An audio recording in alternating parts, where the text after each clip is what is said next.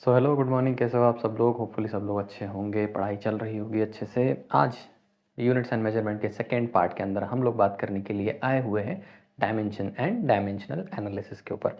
यहाँ पर हम डिराइव्ड क्वांटिटीज़ के और फंडामेंटल क्वांटिटीज़ के डायमेंशंस की बात करने वाले हैं। फिलहाल फंडामेंटल से स्टार्ट कर सकते हैं। सबसे पहले हमको ये समझना पड़ेगा कि डायमेंशंस हम पढ़ क्यों रहे हैं और डायमेंशन पढ़ने की ज़रूरत क्या पड़ गई है हमको, और डायमेंशंस एक्चुअली में क्या होते हैं। तो डायमेंशंस हमको समझने के लिए ये जानना पड़ेगा। पिछले वाले वीडियो लेक्चर में जैसा मैंने तुम लोग को बताया था कि यूनिट्स को या क्वांटिटीज़ को जब मैंने डिवाइड किया था तो मैंने तुम लोगों को बोला था कि क्वांटिटीज़ फंडामेंटल कुछ होते थे, 7 फंडामेंटल क्वांटिटीज़ के बारे में बताया था। फिर मैंने डिराइव्ड क्वांटिटीज़ के बारे में बताया था। डिराइव्ड क्वांटिटीज़ तो एन नंबर ऑफ क्वांटिटीज़ है।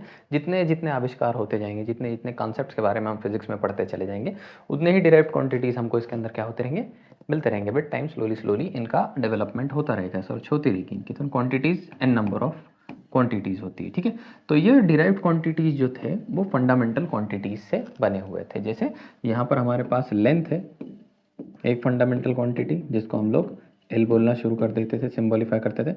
यहाँ पर टाइम भी होता है, इसको हम सिंबॉलिफाई करते हैं टी से। तो यहाँ पर मैं बोल सकता हूँ वेलोसिटी। अब velocity was nothing but distance displacement upon time. Distance बोलूँगा स्पीड में चले जाएगा, डिस्प्लेसमेंट पर यूनिट टाइम। मुझको लगता है वेलोसिटी जो है वो डिस्प्लेसमेंट जो एक्चुअली में लेंथ है और टाइम टी, इसके कॉम्बिनेशन से बनी हुई है, ठीक है। तो वेलोसिटी को अगर मैं ध्यान से समझने की कोशिश करूं तो velocity is nothing but length and time का कॉम्बिनेशन। तो इसको इस फॉर्म में लिखा जा सकता है जहां पे इसके अंदर एक डायमेंशन लेंथ का है और -1 डायमेंशन टाइम का है। टाइम जो है यहाँ डिनोमिनेटर में है, इस वजह से मैंने t⁻⁻1 लिखा है। तो understanding the derived quantity with respect to the fundamental quantities which it was made up of. जो भी डिराइव्ड क्वांटिटी है वो डिराइव्ड क्वांटिटी कौन कौन से फंडामेंटल क्वांटिटीज़ का इस्तेमाल करके बनी थी, और इस क्वांटिटी को, जो हमारी डिराइव्ड क्वांटिटी, उसको फंडामेंटल सेंस में जब हम एक्सप्रेस करते हैं तो उस एक्सप्रेशन को हम क्या बोलना शुरू कर देते हैं, उसके डायमेंशंस बोलना स्टार्ट कर देते हैं। कोई भी डिराइव्ड क्वांटिटी ले लो, वो डिराइव्ड क्वांटिटी को जब हम लोग इस फंडामेंटल नज़रिए से देखना शुरू कर देंगे, जब हम देखेंगे कि एक्चुअली में एग्जिस्टेंशियल जो फंडामेंटल्स हमको लाइफ में मिले हुए हैं, फिजिक्स ने दिए हुए हैं, उनके हिसाब से जो भी ये क्वांटिटी बनी हुई है उसके रिलेशनशिप को हम समझते हैं, उन इन्वॉल्वमेंट को हम इसके अंदर समझते हैं और उसको हम लोग पोर्ट्रे करने की कोशिश करते हैं एक एक्सप्रेशन से। तो वो एक्सप्रेशन क्या बन जाता है, इसके डायमेंशन बन जाता है। अब ये जो है ये तो अंडरस्टैंडिंग के लिए बोली हुई बात है, ठीक। हम लोग अपनी समझ के लिए, अपने अंडरस्टैंडिंग के लिए ये बात बोल देते हैं, ठीक है। लेकिन अगर हम डायमेंशंस को डिफाइन करने की कोशिश करने लग जाते हैं तो dimensions of a physical quantity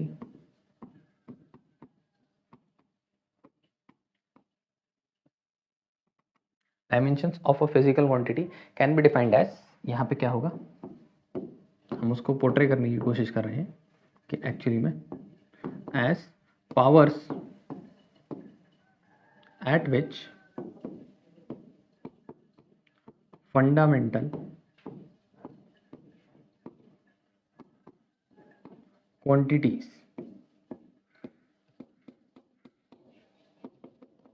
should be raised up till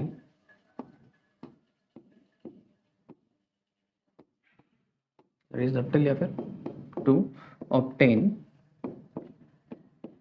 its unit can be defined as dimensions, ठीक है।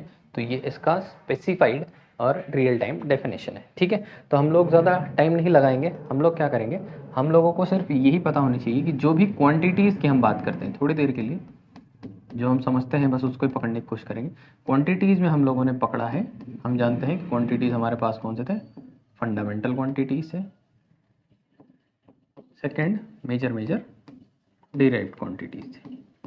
जो भी क्वांटिटीज़ होती हैं इनके अपने डायमेंशंस होते हैं, इसके भी डायमेंशंस होंगे और इसके भी डायमेंशंस होंगे। हमको इनके डायमेंशंस क्या होते हैं, कैसे होते हैं और किस तरीके से फाइंड आउट करना है वो समझना है, ठीक है। तो मैं फंडामेंटल क्वांटिटीज से स्टार्ट करूंगा ये कहानी। फंडामेंटल क्वांटिटी में सबसे पहली क्वांटिटी जो मैं जानता हूँ वो है लेंथ। डायमेंशंस का बेसिक फॉर्मूला, डायमेंशंस का बेसिक फॉर्मूला मैं ऊपर लिखने वाला हूँ। यहाँ पे ऐसा रहता है L M T थीटा, और इसके बाद जाओगे तुमको तो मोल की वैल्यू मिलने वाली है। ऐसे चलते चलेगा, ये देखेंगे हम लोग इसको समझने वाले। लेंथ को हम समझने की कोशिश करेंगे। लेंथ जो है फंडामेंटल क्वांटिटी है और हम इसको 3 टर्म्स में लिखते हैं most of the time, L M और T। लेंथ के अंदर एक वैल्यू L की रहेगी, मास तो इसके अंदर कुछ है नहीं, टाइम भी इसके अंदर कुछ है नहीं, ठीक है। सेकेंड फंडामेंटल क्वांटिटी है मेरी मास। मास के लिए मैं लिखूंगा, मास के अंदर लेंथ कुछ नहीं है तो L की जगह पे 0, M की जगह पे 1, T की जगह पे 0। थर्ड क्वांटिटी में लिखने वाला हूँ यहाँ पर टाइम, ठीक है। टाइम के साथ क्या हो जाने वाला है, time will be L0 M0 T⁻1। Fourth temperature, fourth fundamental quantity कौन सी थी हमारी, टेम्परेचर थी। उसके लिए मैं इसके अंदर टेम्परेचर में लेंथ भी नहीं आता, मास भी नहीं आता, टाइम भी नहीं आता, थीटा लिख रहा हूँ मैं थोड़ी देर के लिए ताकि टेम्परेचर T और टाइम T के अंदर क्या हो, कन्फ्यूजन बने नहीं, ठीक है। तो मैं इसके अंदर ये करके चलने वाला हूँ। नेक्स्ट हम लोग धीरे धीरे देखने वाले हैं इलेक्ट्रिक करंट।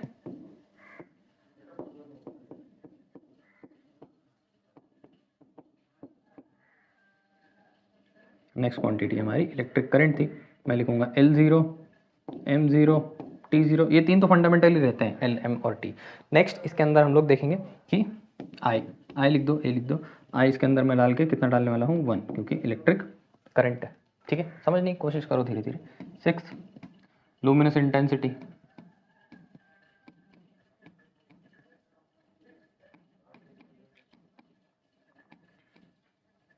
सिंबल का कोई सीन नहीं है, सिंबल का कुछ तकलीफ नहीं है। L0 M0 T0 CD लिख दो 1 थोड़ी देर के लिए, ठीक है। 7th वाली mole value, amount of substance.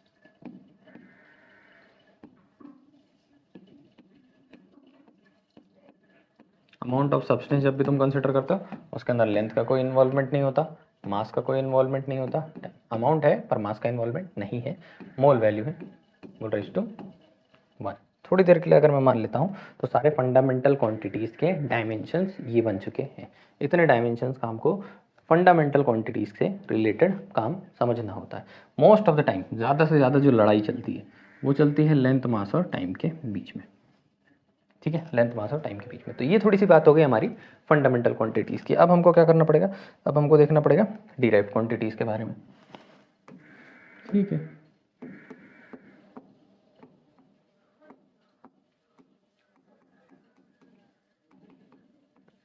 Derived quantities को समझने की कोशिश करते हैं। सबसे पहले डिराइव्ड क्वांटिटी मैं ले, कोई भी ले लो, वेलोसिटी, ठीक है। डिराइव्ड क्वांटिटीज़ के साथ तुम लोगों को समझना पड़ेगा कि एक derived quantity multiple fundamental quantities को मिक्स करके बनी हुई होती है।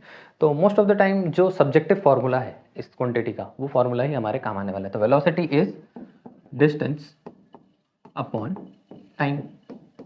ये फॉर्मूला मुझको समझ में आता है कि वेलोसिटी जो है वो डिस्टेंस डिस्प्लेसमेंट अपॉन टाइम को यूज़ करके बनी हुई है। स्पीड वेलोसिटी के साथ ये रहेगा, distance upon time, displacement upon time, ठीक है। डिस्टेंस डिस्प्लेसमेंट जो है वो खुद लंबाई है, लेंथ, नीचे टाइम लिखा हुआ है तो टाइम की जगह टाइम ही लिखना पड़ेगा, क्या ही लिखोगे उसके सामने। तो इसको L M T के हिसाब से मुझको लिखना है इसके डायमेंशन। लेंथ इसमें आ रही है एक बार, मास इसमें आ ही नहीं रहा तो 0 टाइम्स, टाइम इसमें आ रहा है 1 टाइम, वो भी डिनोमिनेटर में है, इस वजह से मैं इसको रेज्ड टू -1 लिखने वाला हूँ। सिंपल है, बहुत मुश्किल है, बहुत मुश्किल है क्या, नहीं। एक्सेलरेशन नेक्स्ट देखते हैं। एक्सेलरेशन को अगर मैं समझता हूँ तो this was velocity upon time, और आगे बढ़ाऊंगा तो वेलोसिटी। अब इसको दो तरीके से सॉल्व किया जा सकता है। देखो पहले तो वेलोसिटी अपॉन टाइम, वेलोसिटी के डायमेंशन तुम लोगों ने अभी निकाल लिए, वो था L1 M0 T⁻1, और डिनोमिनेटर में एक T और बैठा हुआ है तो इसको सिंप्लीफाई कर दोगे तो L1 M⁻0 T⁻1 मिलके -2। डिनोमिनेटर में एक T पहले से था, एक T और आ गया, ठीक है। ये तरीका है। दूसरा तरीका क्या है कि वेलोसिटी अपॉन टाइम है, वेलोसिटी को तुम लिख सकते हो distance upon displacement upon time, और पहले से नीचे टाइम बैठा हुआ है तो यहाँ पे हो जाएगा डिस्प्लेसमेंट अपॉन टाइम का स्क्वायर। डिस्प्लेसमेंट इज लेंथ, तो यहाँ पे लिख सकते हो L M T, लेंथ की जगह लिखोगे 1, M की जगह लिखोगे 2, T की जगह तुमको लिखना पड़ेगा -2।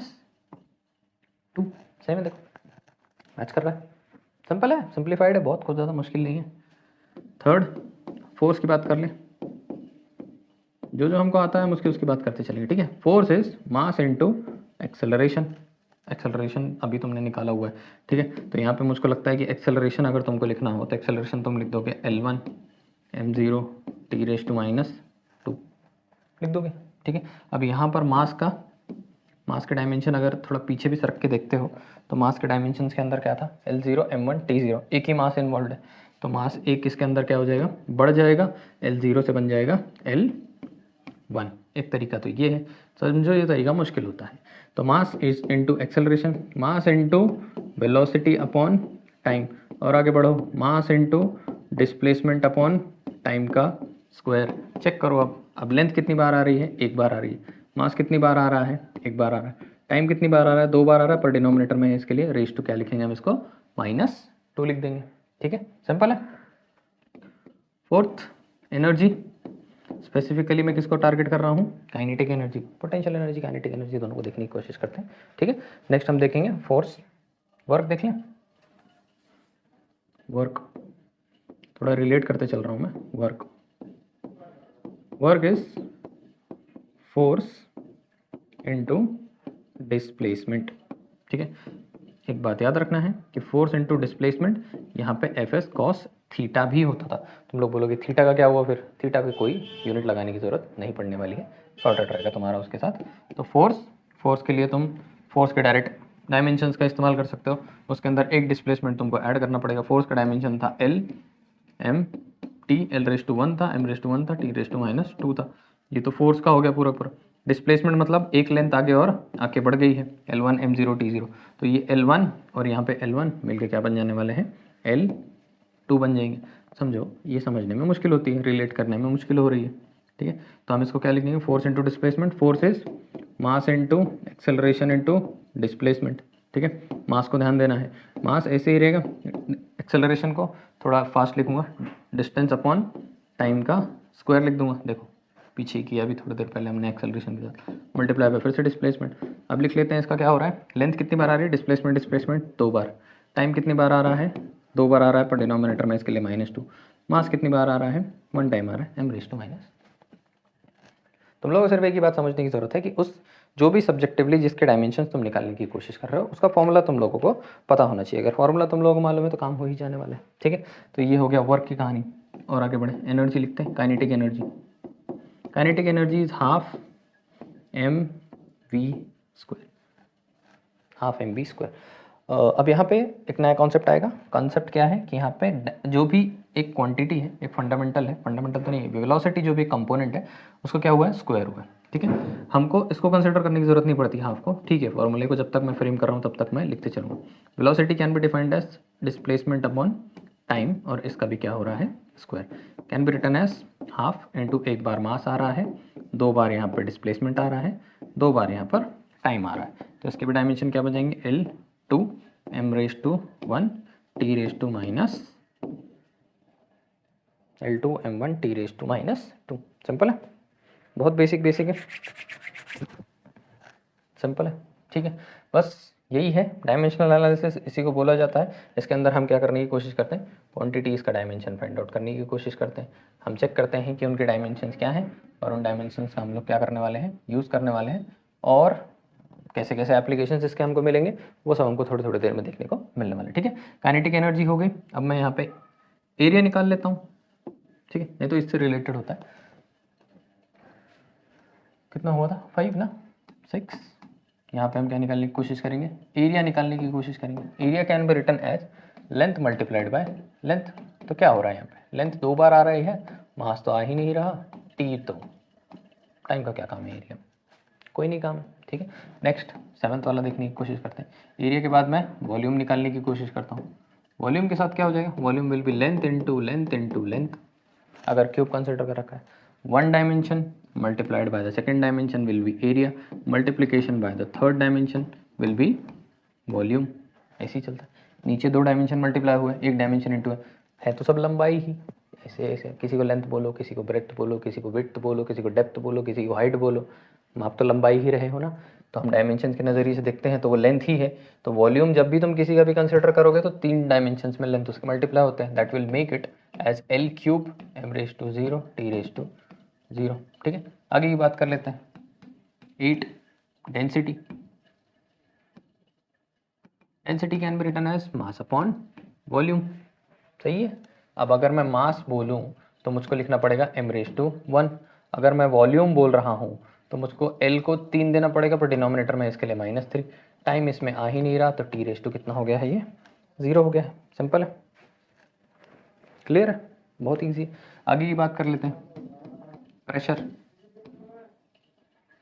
Pressure is force upon area. अब तुम फोर्स की भी यूनिट जानते हो, एरिया की भी जानते हो। फोर्स निकालना भी तुमने सीख लिया, एरिया निकालना भी तुमने सीख लिया। फोर्स को लिख लो। फोर्स क्या था हमारा, L1 M1 T raise to -2।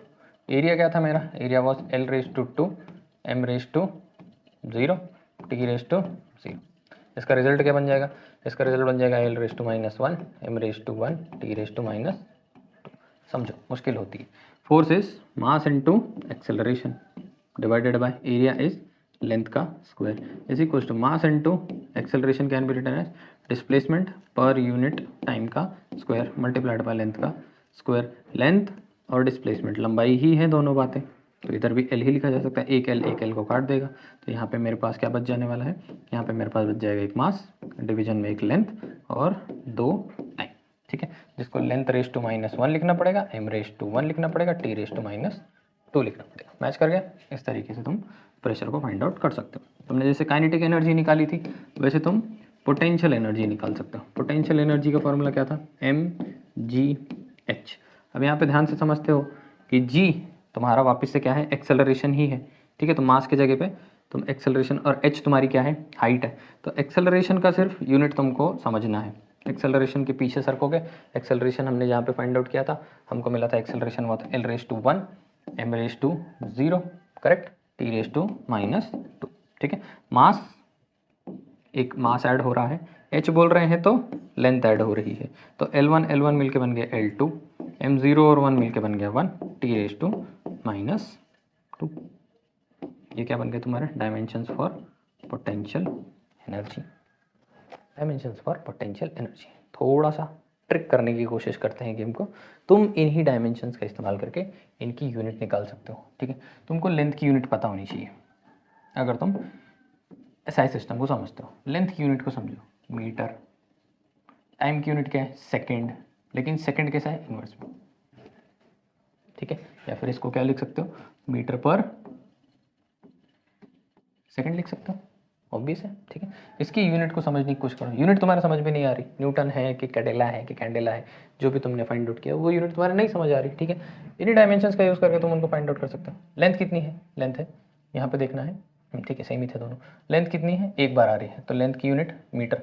मास तो केजी लिखने की जरूरत नहीं, T raise to -2 second square.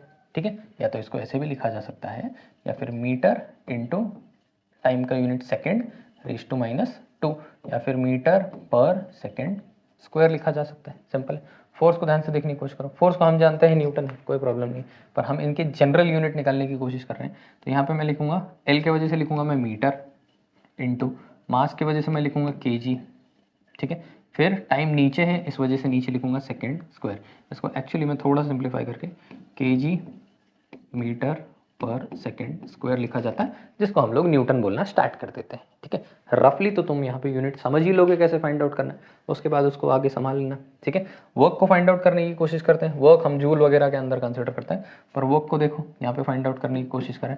Length क्या हो जाएगा, लेंथ हो जाएगा तुम्हारा मीटर स्क्वायर, मास तुम्हारा क्या हो जाएगा केजी, केजी मीटर स्क्वायर पर सेकेंड स्क्वायर। समझ में आ रहा है, कंट्रोल कर पा रहे हो। जो भी डायमेंशन है, लेंथ का 2 बार है तो मीटर का स्क्वायर, मास 1 बार है तो केजी, टाइम 2 बार है तो सेकंड का स्क्वायर, लेकिन माइनस लगा हुआ है इसके लिए डिनोमिनेटर में लेकर जा रहा हूँ मैं उसको। सिंपल है, बेसिक है बहुत। काइनेटिक एनर्जी को ध्यान से देखने की कोशिश करें। लेंथ है इस वजह से मीटर स्क्वायर, मास है इस वजह से केजी, ठीक है, और टाइम है इस वजह से पर सेकेंड स्क्वायर। सिंपल है, ये दोनों का डायमेंशन सेम ही है, वर्क और काइनेटिक एनर्जी का। वर्क और एनर्जी भी सेम ही होता है, सीखोगे धीरे धीरे सब कुछ सीख लो। ठीक है, थोड़ा सा छोटा करता हूँ, थोड़ा सा कॉम्प्रोमाइज़ करना पड़ेगा आपको। मैं चाहता नहीं हूँ कि दो दो जगह पे इसको लेकर के जाऊँ। चल जा भाई। ठीक है। नेक्स्ट देखने की कोशिश करते हैं एरिया। एरिया क्या हो जाएगा, लेंथ। लेंथ का हम लिखते हैं मीटर, 2 बार आ रही है इसके लिए मीटर का स्क्वायर। वॉल्यूम को हम लिखते हैं length into length into length, 3 बार आ रही है तो metre into metre into metre, बन गया मीटर का क्यूब। यहाँ पर देखने की कोशिश कर रहे हैं, यहाँ पे क्या है, मास। मास को न्यूमरेटर में रखा हुआ है, इसके लिए केजी। वॉल्यूम नीचे जा रहा है, इसके लिए केजी पर मीटर क्यूब में चलेगा। प्रेशर को पास्कल वगैरह बोलते हैं, ठीक है, हमसे मतलब नहीं है। लेंथ क्या है, यहाँ पे मास क्या है, केजी, ठीक है। लेंथ चली गई डिनोमिनेटर में, इस वजह से केजी पर मीटर, केजी पर मीटर सेकेंड स्क्वायर, एक पर मीटर सेकेंड स्क्वायर, ठीक है। एरिया के अंदर चले जा रहा है। एरिया को ध्यान से देखने की कोशिश करो, ठीक है, कोई प्रॉब्लम नहीं। पोटेंशियल एनर्जी को ध्यान से देखने की कोशिश करो। लेंथ कितनी है, मीटर का स्क्वायर, टाइम इसकी वजह से हो जाएगा मास की वजह से केजी पर सेकेंड का स्क्वायर।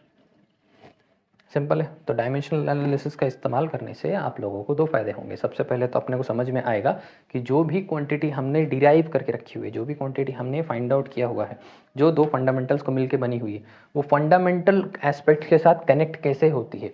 मतलब अगर जब मैं बोलता हूँ वेलोसिटी, तो वेलोसिटी का टाइम और लेंथ के साथ क्या रिलेशनशिप है, तो 1 times the fundamental quantity length and 1 times the fundamental quantity time. Acceleration का क्या relationship, acceleration is 1 times the length and twice the square of time. Log के हिसाब से नहीं बात कर रहा हूँ, square of the time, time का स्क्वायर वहाँ पे हो रहा है। तो हमको समझ में आ रहा है कि जो भी फंड डिराइव हमने कर रखी है क्वांटिटीज, उनका फंडामेंटल्स के साथ क्या रिलेशनशिप, और फंडामेंटल्स को कितना ऊंचा उठना पड़ेगा ताकि इसकी यूनिट के बराबर हो। जैसे 2 टाइम लगेंगे और एक लेंथ लगेगी, डिस्प्लेसमेंट लगेगा, तो बनेगा हमारा एक्सेलरेशन।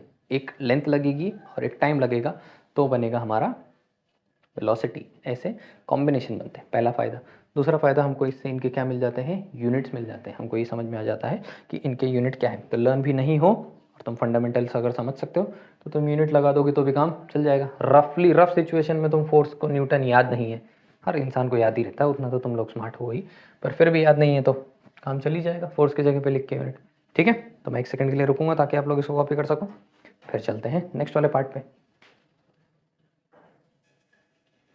चलो, तो फिर होपफुली सब लोगों ने इसको देख लिया है, समझ लिया है, कॉपी कर लिया। थोड़ा सा टाइम दो, 11th स्टैंडर्ड की शुरुआत है।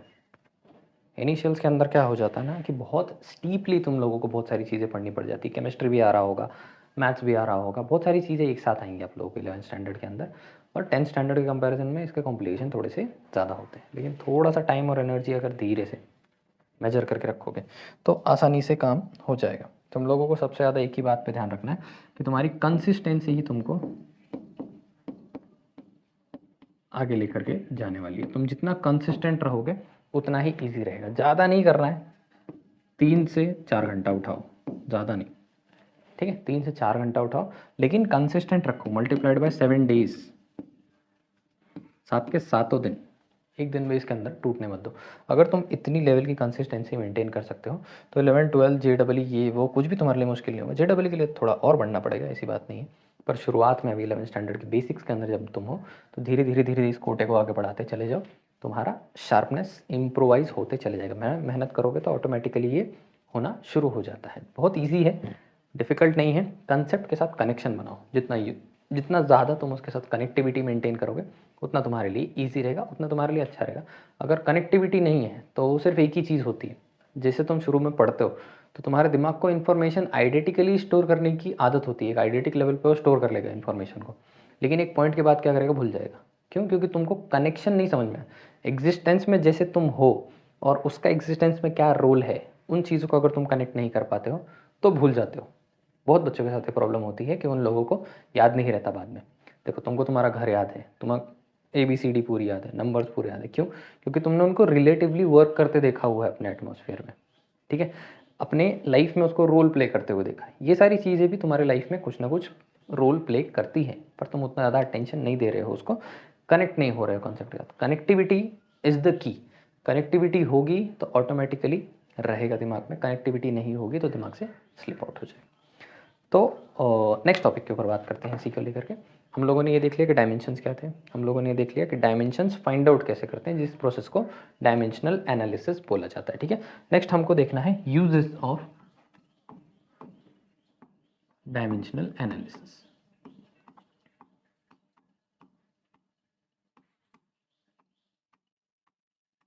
प्रिंसिपल्स ऑफ होमोजेनिटी वगैरह वगैरह, इसके अंदर लंबी लंबी कहानियाँ हैं, लेकिन वो वाला पार्ट हम लोग कवर करने वाले हैं JEE वाले लेक्चर में। अभी हम लोग बोर्ड और बेसिक्स के साथ बात कर रहे हैं, तो यहाँ पे मैं पूरे सेगमेंट को थोड़े पार्ट्स के अंदर डिवाइड करने वाला हूँ, जिसके अंदर इस पार्ट को मैं रख रहा हूँ for the people, for the board, preparing for the board, preparing for the exams and who are at the very basic level, जो शुरुआती लेवल पर हैं अभी बहुत। तो ठीक है, तो ये पहले उनको फॉलो करेंगे। उसके बाद फिर हम लोग और लेक्चर्स लेने वाले हैं जिनके अंदर यही कॉम्प्लिकेट हो जाएगा, तो उसके अंदर मैं बेसिक्स बताता नहीं बैठूंगा, सीधा सीधा लेकर के जाऊँगा कॉम्प्लिकेशन वाले लेवल पे, ताकि वो JEE की प्रिपरेशन में आप लोगों को हेल्प करे, किसी भी टाइप के कॉम्प्लिकेटेड प्रिपरेशन में आप लोगों को हेल्प मिलने उससे। ठीक है, तो सबसे पहला पार्ट हम लोग देखने वाले हैं, that is uses of dimensional analysis to check correctness of a physical equation to check the correctness of a physical equation। कोई भी इक्वेशन एक्सप्रेशन तो समझते हो, इक्वेशन को समझते हो कि force is equals to mass into acceleration, सही है, दोनों एक्सप्रेशंस को समझते हो। अब ये जो एक्सप्रेशन है सही है क्या? किसी ने बोल तो दिया तुमको कि फोर्स जो होता है मास और एक्सेलरेशन के बराबर होता है, मान लिया, तुमको कैसे पता है कि ये करेक्ट है? तुमको तो मालूम नहीं है करेक्ट है। इस वजह से यहाँ पर थोड़ा सा तुमको क्या करना पड़ेगा, एक्सप्रेशन को समझना पड़ेगा। अब ये सिंगल वाला एक्सप्रेशन है, इसको तो तुम मास और एक्सेलरेशन का यूज़ कर कर ही फोर्स के डायमेंशन बनाने वाले हो, तो ये तो यहाँ काम नहीं करने वाला, इसको नहीं एक्सप्लेन करने में मुझको इतना तुमको प्रूफ करने जमेगा कुछ। लेकिन next v is equals to U plus A T नाम के हमारे पास एक्सप्रेशन है kinematic, V square is equals to U square plus 2as, और s is equals to U T plus half A T का स्क्वायर। तीन हमारे पास kinematic equations है, और इन काइनेमेटिक इक्वेशंस को हम देखने की कोशिश करेंगे कि ये इक्वेशन सही है क्या, ये इक्वेशन सही है या गलत है। ये हेल्प करने में हमको डायमेंशनल एनालिसिस से मदद लेनी पड़ेगी, इससे हेल्प हमको लेनी पड़ेगी, और हम प्रूफ करके बता पाएंगे कि v is equals to U plus A T एक जेन्युइन इक्वेशन है या नहीं, इसकी करेक्टनेस काम करती है या नहीं काम करती। ठीक है, हमको इसके अंदर टर्म्स को पहचानना पड़ेगा। एक टर्म तो हमारे पास वेलोसिटी है, फिर से दूसरा टर्म हमारे पास वेलोसिटी है, थर्ड टर्म हमारे पास ए प्लस टी है। डिफरेंस हम किस पे से करेंगे? डिफरेंस हम करेंगे इस पर से। ठीक है, अब तुम लोगों ने कभी ऐसा किया होगा कि 5 kg plus 7 kg is equals to 12 kg, ये तुमने किया है। 5 किलो कोई चीज़ लोगे, उसमें 7 किलो कोई भी चीज़ ऐड करोगे, तो टोटल आंसर तुमको मिलेगा 12 kg। बेसिकली तुमने क्या किया, तुमने यहाँ पर 5 जो न्यूमेरल वैल्यू है इस 7 इस न्यूमेरल वैल्यू से ऐड की है, और तुमको मिला है 12। ठीक है, पर यूनिट्स जो थे वो सेम ही थे, kg और kg। ठीक है, थोड़ा सा पीछे लेकर के चलता हूँ, मैं बोलता हूँ 5 kg को तुमको ऐड करना है 6 न्यूटन से। ये किया कभी तुमने? कभी फोर्स को मास के साथ ऐड कर सकते हो, या फिर मैं कभी तुमको बीच में से बोलता हूँ कि 1 ampere of current should be added to 5 kg of rice, संभव है? कर पाओगे? 1 एम्पियर करंट को 5 किलो चावल से जोड़ दोगे, ऐड कर सकते हो? 6 आंसर कर दोगे, 5 + 1 numeral value 6, but what 6 what 6 क्या 6 kilo rice current, ampere rice क्या बोलोगे, एम्पियर केजी नहीं कर पाओगे ना इसका कुछ भी। तो ऑब्वियसली हम उन्हीं क्वांटिटीज़ को ऐड कर सकते हैं जिन क्वांटिटीज़ की यूनिट जो होती है वो सेम होती है। जिनकी यूनिट सेम नहीं होती उनको हम ऐड सब्ट्रैक्ट नहीं कर सकते। मल्टीप्लिकेशन का गेम डिफरेंट हो जाता है, वहाँ पे तुमको समझ में आएगा, वो एक नई क्वांटिटी का जन्म होने लगता है मल्टीप्लिकेशन से। पर ठीक है, फिलहाल हम उन्हीं को ऐड कर सकते हैं जिनकी क्वांटिटीज़ क्या है, सेम है। तो ये दोनों अगर ऐड हो रहे हैं, ये वैल्यू इस वैल्यू में ऐड हो रही है, तो इसका जो भी यूनिट होगा और इसका यूनिट क्या होगा, सेम होगा, दोनों के यूनिट सेम होंगे। और 5 kg और 5 kg से kg का ही जन्म होता है, मतलब इन तीनों के यूनिट क्या होने वाले हैं, सेम होने वाले हैं। v का जो यूनिट मिलेगा हमको, वही यूनिट हमको u का मिलना चाहिए, वही यूनिट हमको a t के कॉम्बिनेशन से भी मिलना चाहिए। ठीक है, पर यूनिट ना बोलते हुए अब मैं इसको थोड़ा डिफरेंट बात देने वाला हूँ कि v के जो भी डायमेंशंस हैं, v के जो भी डायमेंशंस हैं वही डायमेंशंस u के होने चाहिए, और वही डायमेंशंस ए टी के होने चाहिए, तभी जा करके हमारा इक्वेशन जो है वो करेक्ट है, वरना हमारा इक्वेशन गड़बड़ हो रहा है। ठीक है, तो v को कंसिडर करता हूँ, v के डायमेंशन क्या थे, थोड़ी देर के लिए फिर से लिख, डिस्प्लेसमेंट पर यूनिट टाइम। डायमेंशन निकालूंगा, L मिलेगा 1, M मिलेगा 0, T मिलेगा -1। ठीक है, U V was final velocity, U was initial velocity, फिर से वेलोसिटी है तो D अपॉन T, इसका डायमेंशन भी वही हो जाएंगे L1 M0 T⁻1। ठीक है, AT एक्सेलरेशन इनटू टाइम, ध्यान देना एक्सेलरेशन इज वेलोसिटी पर यूनिट टाइम मल्टीप्लाइड बाय यहाँ पे क्या हो गया टाइम, टाइम ने टाइम को काट दिया, क्या बचा सिर्फ वेलोसिटी, वेलोसिटी के डायमेंशंस L1 M0 T⁻1। इसका मतलब है कि v के जो डायमेंशंस हैं L1 M0 T⁻1 is the unit dimension of L1 M0 T⁻1 for u plus यहाँ पे AT के भी वही डायमेंशन मिल रहे हैं L1 M0 T⁻1। तो ये इक्वेशन वेरीफाइड है, नहीं समझ में आता। ठीक है, लेंथ का क्या है मीटर, टाइम का क्या है पर सेकंड, यहाँ पे फिर से मीटर पर सेकंड, यहाँ पे टाइम फिर से मीटर पर सेकंड। किसी मीटर पर सेकंड वैल्यू को किसी मीटर पर सेकंड वैल्यू में ही ऐड किया है तो उसकी वजह से कोई मीटर पर सेकंड वाली वैल्यू ही बनी हुई है, कोई नंबर होगा यहाँ, कोई नंबर होगा यहाँ, कोई नंबर होगा यहाँ। इसका मतलब जो हरकत हम कर रहे हैं वो करेक्ट है, सिंपल है, समझ में आ रहा है। ठीक है, बेसिक्स कुछ भी मुश्किल नहीं, बहुत सिंपल। मेरे रब करने के पहले अगर तुमको कॉपी करना रहा हो तो तुम जानते ही हो ऑनलाइन वीडियोस पढ़ने के क्या फ़ायदे हैं। फ़ायदा उठाओ,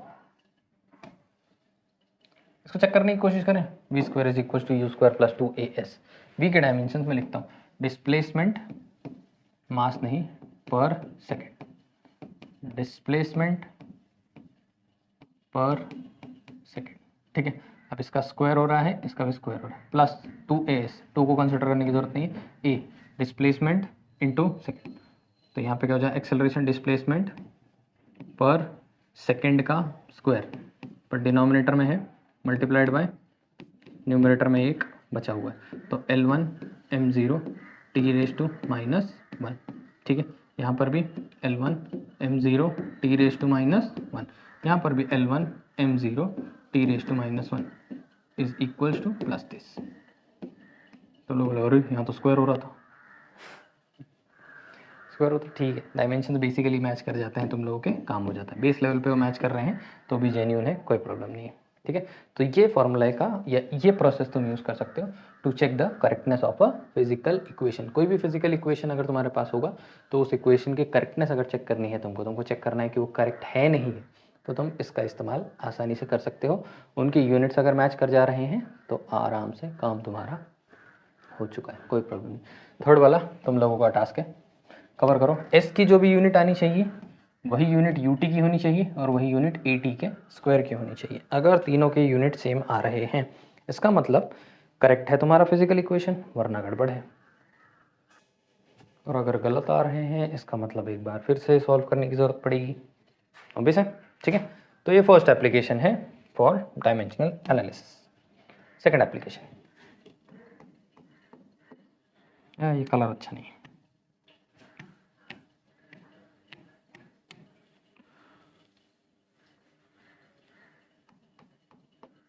सेकेंड वाला टू एस्टैब्लिश रिलेशनशिप, क्या ही बात हो गई, बिटवीन फिजिकल क्वांटिटीज, ज़्यादा खुश होने की ज़रूरत नहीं है। To establish physical relationship between, physical बोल रहा हूँ दिमाग खराब हो गया, to establish relationship between physical quantities के बीच में रिलेशनशिप एस्टैब्लिश करने की कोशिश करेंगे यूजिंग डायमेंशनल एनालिसिस। ठीक है, चलो देखते हैं। यहाँ पे एक क्लासिक एग्जांपल है जो हर बार ही यूज़ होता है, मैं भी वही यूज़ करूँगा, कुछ दिमाग नहीं लगाऊंगा ज़्यादा। ले लूँगा एक सिंपल पेंडुलम और इस पेंडुलम को छोड़ दूंगा हवा में, ये क्या करेगा ऐसे ऑसिलेट करना स्टार्ट कर देगा। सही है, ऐसे ऑसिलेट करने में इसको कुछ ना कुछ टाइम लगने वाला है। ये जो टाइम है ये कैसे ना कैसे तो इसकी लेंथ पे डिपेंड करेगा, सही बात है कि नहीं। ये टाइम इसके लेंथ पे डिपेंड, जितना ज़्यादा लंबा लेंथ लड़का उतना ज़्यादा टाइम लेने वाला, जितना छोटा लेंथ रहेगा जगह पे हिलेगा। ठीक है, टाइम उतना कम है। ग्रेविटी के ऊपर भी डिपेंड करने वाला है, ये तुमको बताया हुआ रहेगा मोस्ट ऑफ द टाइम। ऐसा बोलेंगे नहीं, बोलेंगे कि टाइम लेंथ और ग्रेविटी के ऊपर डिपेंड करता है। तो इन दोनों, तो टाइम का लेंथ के साथ रिलेशनशिप क्या है या टाइम का ग्रेविटी के साथ रिलेशनशिप क्या है, ये चीज़ हम लोगों को इसके अंदर एस्टेब्लिश करने की कोशिश करना है। ठीक है, करते हैं भाई, जो बोलो सो करेंगे। देखते हैं, तो टाइम का वेरिएशन होगा लेंथ के साथ, टाइम का वेरिएशन होगा ग्रेविटी के साथ। टाइम का वेरिएशन लेंथ के साथ रेस टू ए लिख देता हूँ, रेस टू बी लिख देता हूँ। कैसे मालूम मुझको कि एल रेस टू 1 ही है? स्क्वायर भी हो सकता है ना टाइम का रिलेशनशिप लेंथ के स्क्वायर में हो, लेंथ का स्क्वायर जितना करते होगे टाइम उतना बढ़ते जाएगा, ऐसा भी कुछ हो सकता है। अगर नहीं होगा तो एक ही जगह पे वैल्यू आ जाएगी 1, आंसर बाद में, कोई प्रॉब्लम नहीं होगा, सिंपल है। ठीक है, इन दोनों को अगर मैं मिला दूँ तो मैं बोल सकता हूँ कि time is directly proportional to L raise to A और जी रेस टू बी।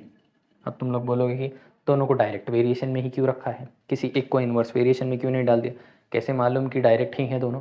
शुरुआत में तुम क्या करो, हम लोग ऊपर जो न्यूमरल वैल्यू है ए और बी उसको छोड़ के चल रहे हैं, उसको कंसिडर करके तो चल नहीं रहे। ठीक है, ए का वैल्यू अगर 0 आ जाएगा तो एल गायब भी हो जाएगा, ए का वैल्यू 1 आ जाएगा तो एल न्यूमरेटर में रुक जाएगा। ए का वैल्यू अगर सॉल्व करते समय -1 आ गया तो वो चलेगा ना डिनोमिनेटर में, डिनोमिनेटर में चले जाएगा, काम खत्म हो जाएगा, कोई टेंशन नहीं उसका। ठीक है, तो ये हमको समझ में आ गया है कि t is directly proportional to l raise to a g raise to b। चलो ठीक है भाई, डायमेंशन लगाओ, t का डायमेंशन बताओ। बस अभी कलर चेंज करने का टाइम आ गया फिर से। डायमेंशन बताओ, l raise to 0, m raise to 0, t raise to 1। Time है ना, टाइम के डायमेंशन तो तुमको यही मिलेंगे, l raise to 0, m raise to 0। ठीक है, प्रोपोर्शनलिटी हटाऊंगा, इक्वलिटी आ जाएगी, कांस्टेंट आके बैठेगा के। एल के डायमेंशन लिखने की कोशिश करता हूँ, L raise to 1, M raise to 0, T raise to 0, everything raise to A. ये बात को नहीं भूलना है, यहाँ पे ही गड़बड़ होती है। जी की बात करेंगे, G is acceleration due to gravity, basically acceleration displacement पर यूनिट टाइम का square, dimension L raise to 1, M raise to 0, T raise to -2। डालो, L raise to 1, M raise to 0, T raise to -2। क्या हो गया काल के पास? ठीक है, यहाँ पे हो गया। अब ये ए अंदर सबसे मल्टीप्लाई हो जाएगा, के को वैसे ही रहने देना है, L raise to A, M को क्या ही फर्क पड़ रहा है, टी को भी क्या ही फर्क पड़ रहा है। ठीक है, मल्टीप्लाई हो रहे हैं यहाँ पे, एल रेस टू यहाँ पे आ जाएगा बी, एम को फिर से क्या ही फर्क पड़ने वाला है, T raise to -2 times of B is equals to L raise to 0, M raise to 0, T raise to गलती, टी रेस टू 1। अब ये दोनों अगर बेसिस मल्टीप्लाई होंगे तो पावर हो जाएंगे ऐड, तो एल रेस टू ए और एल रेस टू बी बन जाएगा L raise to A plus B, M raise to 0 + 0 0 to B इसके times of L raise to 0, M raise to 0, T raise to 1। सही है, correct है, कोई problem नहीं। अब यहाँ पे ध्यान से देखने की कोशिश करेंगे, a प्लस बी रिलेट होएगा 0 से, 0 रिलेट होएगा 0 से, -2b रिलेट होएगा 1 से। तो मैं लिख लेता हूँ कि a plus B is equals to 0। ठीक है, अब यहाँ पे मुझको दिखता है t raise to -2b is equals to t raise to 1। b की वैल्यू ताज़ा ताज़ा हमको मिली है -1/2। अगर b की वैल्यू -1/2 हमको मिल रही है तो a का वैल्यू बन जाने वाला है 1/2। क्या बात, ए का वैल्यू 1/2, बी का वैल्यू -1/2। ये दोनों को उठा करके इसमें डालना है। कलर चेंज करने का टाइम आ गया फिर से। तो T is directly proportional to, ठीक है, L raise to a, L raise to 1/2। ठीक है, बी रेस टू, बी का 1/2 है तो जी रेस टू -1/2। तभी T is directly proportional to √(L). ठीक है, और यहाँ पे ऐसे हो जाएगा ना। अब सबसे पहले बात तो √(L/G). समझो ध्यान से, L रूट में आया हाफ होने की वजह से, G भी रूट में आया हाफ होने की वजह से, हाफ भी था और माइनस भी था तो डिनोमिनेटर में भी उतर गया। एक्सपेरिमेंटली हम लोगों को पता चला है,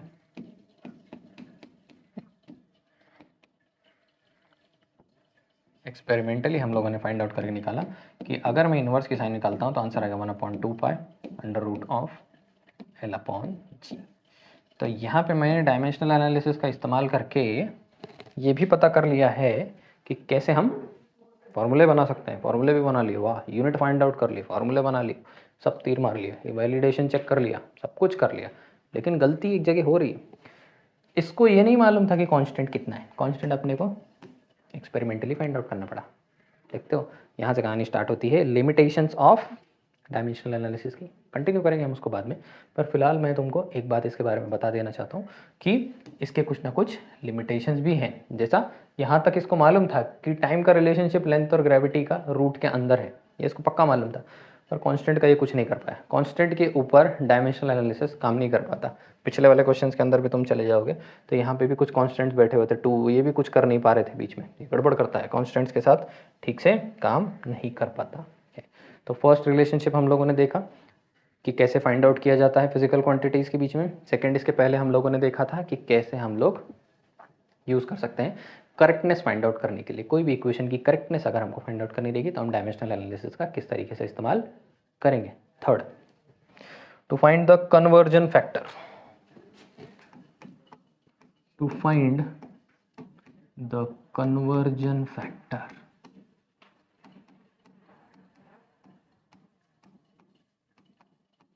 कन्वर्जन फैक्टर को समझना है, ठीक है। अब फंडामेंटल लेवल पे चले जाओगे तो वहाँ तो जानते ही थे कि 1 किलोमीटर में अगर चले गया तो 1000 मीटर हो गया, जानते हो। 1 मीटर में चले गया तो उसके अंदर 100 सेंटीमीटर कवर कर लेगा। 1 मीटर में अगर चले गया तो उसके अंदर मैंने कितना 1000 mm कवर कर लिया, ये भी तुमको समझ में आता है। 1 सेंटीमीटर में चला तो उसके अंदर मैंने 10 mm कवर किए। 1 मीटर क्या 1 सेंटीमीटर क्या ही चल पाऊंगा, यूज़ किया अगर, ठीक है। तो ये सारे कन्वर्जन थे। मास के कन्वर्जन तुम डायरेक्ट ही जानते हो, 1 kg उठाया 1000 ग्राम मिला, सिंपल। टाइम का कुछ करने की ज़रूरत नहीं है, टाइम हर MKS system, FPS system, CGS system, SI system, धरती का कोई भी सिस्टम, हर जगह टाइम की कहानी सेकेंड में ही है, कोई प्रॉब्लम नहीं है। तो अगर फंडामेंटल लेवल के ऊपर लेंथ, मास और टाइम को कन्वर्ट करना हो तो आसानी से कन्वर्ट कर लोगे, ये तो लर्न किया वो पार्ट है। लेकिन अगर मैं तुमसे बोलूँ कि SI सिस्टम या फिर CGS सिस्टम को पकड़ लो, तो MKS सिस्टम को पकड़ लो, MKS सिस्टम के अंदर फोर्स की कहानी कुछ और है और उसी को मुझको CGS सिस्टम के अंदर लिखना है। तो फोर्स की यूनिट क्या हो जाएगी, यहाँ पे हम जानते हैं फोर्स का यूनिट न्यूटन है, यहाँ पे हम जानते हैं फोर्स का यूनिट क्या है, डाइन है, सेंटीमीटर। सेंटीमीटर में ग्राम में आ जाएगा तो वो डाइन के अंदर कंसिडर करना शुरू कर देते हैं। तो 1 न्यूटन जब मैं फोर्स लगा रहा हूँ तो कितने डाइन लगा रहा हूँ, ये जानना बहुत ज़रूरी है। अगर मैं 1 न्यूटन फोर्स लगा रहा हूँ तो कितने डाइन फोर्स मैंने उसके अंदर लगा के रखे हैं, ये बात मुझको समझनी पड़ती है। समझ रहे हो, सिंपल है, बहुत मुश्किल नहीं है, टेंशन मत लो, ठीक है। तो 1 न्यूटन अगर मैं फोर्स लगा रहा हूँ तो मान लेता हूँ कि मैं x डाइन का फोर्स लगा रहा हूँ। 1 न्यूटन अगर मैं फोर्स लगा रहा हूँ तो मैं x डाइन का फोर्स लगा रहा हूँ। अगर मैं इसके डायमेंशंस इस तरफ लिखूँ is equals to x times of, फिर से वही डायमेंशंस इधर लिखूँ तो कुछ गलत तो करूँगा नहीं, डायमेंशंस तो वही है। तो force was mass into acceleration, force was mass into distance upon time का square, so L raise to 1 M raise to 1 T raise to minus 2, ठीक है। L raise to 1 M raise to 1 T raise to minus 2, L raise to 1 M raise to 1 T raise to minus 2, याद है मुझको, पर फिर भी मैं बार बार करता हूँ ताकि आप लोगों को इसके साथ काम बन जाए, ठीक है। मेरे को फाइंड आउट करना है x, मुझको x फाइंड आउट करना है, तो मैं यहाँ पे L raise to 1 M raise to 1 T raise to minus 2। अब यहाँ पे मैं क्या करूँगा कि ये जो कुछ भी सिस्टम है मेरा, इसको मैं 1 1 1 बोल दूंगा, क्योंकि इस तरफ जो भी यूनिट्स हैं उनके अंदर लेंथ को मैंने मीटर में रखा हुआ है, मास को मैंने kg में रखा हुआ है, टाइम को मैंने सेकेंड में रखा है। इस सिस्टम में मैंने लेंथ को सेंटीमीटर में उतार दिया है, ठीक है। मास को मैंने ग्राम में उतार दिया है और एस, क्योंकि ये डाइन जो है वो CGS सिस्टम का हिस्सा है और न्यूटन जो है हमारा MKS या SI सिस्टम का हिस्सा है, ठीक है। न्यूटन SI सिस्टम का हिस्सा है, ठीक है। तो इसको मैं क्या बोलने वाला हूँ, x टाइम्स ऑफ, यहाँ पे मैं क्या करूँगा इसको L2 M2 T2 raise to minus 2, इस तरीके से लिखने वाला हूँ। इस पूरे फैक्टर को उठा करके मैं नीचे लेकर के जाऊँ तो मैं ऐसा लिख सकता हूँ क्या कि L1, ध्यान देना भी यहाँ से क्या हो रहा है, L1 अपॉन L2, इधर मैं, चलो ठीक है नहीं करूँगा मुश्किल अभी, L1 raise to 1 M1 raise to 1 T raise to minus 2 divided by ये वाले डायमेंशन इसके और इसके dimension L2 raise to 1 M2 raise to 1 T raise to T2 raise to minus 2 will give me the conversion factor x। जो भी conversion factor है वो मेरा x है, जिसको मैं फाइंड आउट करने निकला हूँ। इसको मैं अब ऐसे लिख सकता हूँ कि L1 upon L2 raise to 1, ठीक है। मैं लिख सकता हूँ m1 upon m2 raise to 1, ठीक है। और मैं लिख सकता हूँ t1 upon t2 raise to -2 will give me x, सही है। अब L1 जो है वो 1 मीटर है, ठीक है, और L2 जो है 1 सेंटीमीटर है रेज टू 1। M1 जो है वो 1 kg है और M2 जो है वो 1 ग्राम है। T1 1 सेकेंड है, 1 सेकेंड है, raise to -2 is equals to x। 1 metre है, इसका मतलब 100 सेंटीमीटर है। 1 किलो है मतलब 1000 ग्राम है। 1 सेकेंड है, नीचे भी 1 ही सेकेंड है, raise to -2 is equals to x। ये 10 का स्क्वायर है, मल्टीप्लाई हो रहा है, यहाँ पे 10 का क्यूब है। सेंटीमीटर को कंसिडर मत करो, ग्राम को कंसिडर मत करो। 100 बन गया 10 का स्क्वायर, 1000 बन गया 10 का क्यूब, आगे कुछ भी नहीं है, इज इक्वल्स टू x। ये दोनों ऐड होंगे, आंसर दे देंगे 10⁵5। x की वैल्यू हमारी 10⁵5 है। इसका मतलब 1 न्यूटन इज 10⁵5।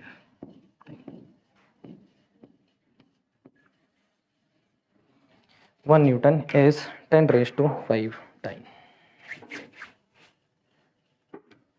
ये है यूजेस फॉर डायमेंशनल एनालिसिस। 3 इस्तेमाल।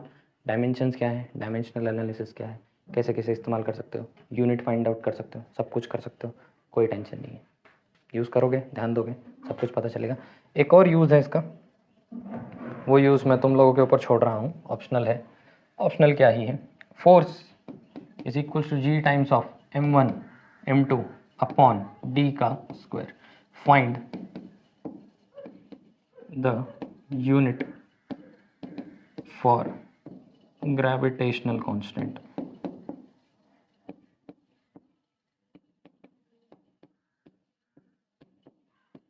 जी, ये भी इसका एक डायमेंशनल यूज़ का, डायमेंशनल एनालिसिस का इस्तेमाल बन सकता है, और ये तुम लोगों को समझने में बहुत हेल्प करेगा कि कॉन्सेप्ट क्या है। इसके डायमेंशन लिख देना, इसके डायमेंशन लिख देना, इसके डायमेंशन लिख देना, इसके डायमेंशन लिख देना, इसके डायमेंशन इससे जाएंगे मल्टीप्लाई होने, इन दोनों के डायमेंशन जाएंगे डिवाइड होने के लिए। बचा कुचा मेरे पास जी मेरे पास बचा होगा, जी की यूनिट मिल जाने वाली। Mass into acceleration is equal to G times of mass into mass divided by length का स्क्वायर। ले जाओ, काटो बीटो, जो करना है करो, और पता करो कि जी के डायमेंशंस क्या है। जी के डायमेंशंस अगर मिल जाएंगे तुमको, तो डायमेंशंस का इस्तेमाल करके तुमको यूनिट निकालने आ जाएगा। तो ज़िंदगी में कभी भी कोई भी कांस्टेंट की यूनिट निकालने की बारी आ गई और तुमको याद ही नहीं है कांस्टेंट की यूनिट क्या है, ये तो याद है फोर्स न्यूटन है, केजी मीटर स्क्वायर, सब कुछ समझ में आ रहा है तुम लोगों को, पर याद ही नहीं है जी की यूनिट क्या है। बहुत मुश्किल काम है, आसानी से हो जाता है इसका यूज़ करके, सीधे भी हो जाता है एक्चुअली में। Force Newton is equal to G times of mass का स्क्वायर है केजी स्क्वायर, ठीक है, डिवाइडेड बाय लेंथ का स्क्वायर, ठीक है। ज़्यादा मैं ओपन नहीं करूँगा अभी आप लोगों के सामने इसकी कहानी। डायमेंशनल एनालिसिस करके तुम लोगों को पता करने की कोशिश करना है कि जी की यूनिट कितनी है। पता करो, कोशिश करो, मेहनत करो, आगे बढ़ते रहो, पॉजिटिव रहो, अपने इमोशनल कोशेंट को मेंटेन करो, मेंटल हेल्थ को मेंटेन करो, फिजिकल हेल्थ को मेंटेन करो, provide good food, good fuel for your body, mind and energy, and keep going. तब तक के लिए बाय बाय।